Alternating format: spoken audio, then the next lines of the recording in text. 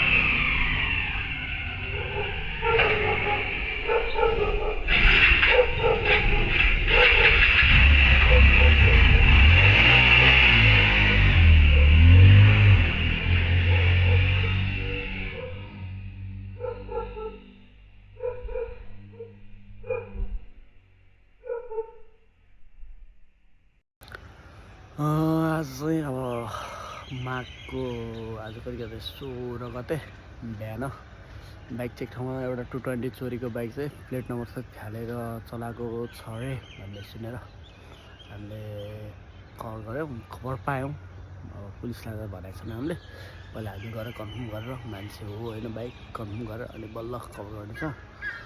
तपाईँहरूलाई चाहिँ त्यो भिडियो मैले कन्टिन्यू गर्छु है त। ल थ्याङ्क यू। ल हाम्रो यो बाइक चाहिँ यस्तो अवस्थामा रहेछ भनेर एउटा हाम्रो साथीले हामीसँगै यसो मिल्ने साथीले चाहिँ खबर गर्यो। अनि हो कि होइन बाइकको प्लेट नम्बर पनि रहेनछ। अनि हाम्रो बाइक हेर्दाखेरि बाइकको कलर पनि सेम म्याचिङ छ। अनि यो सानो टिकटिक भएको कलर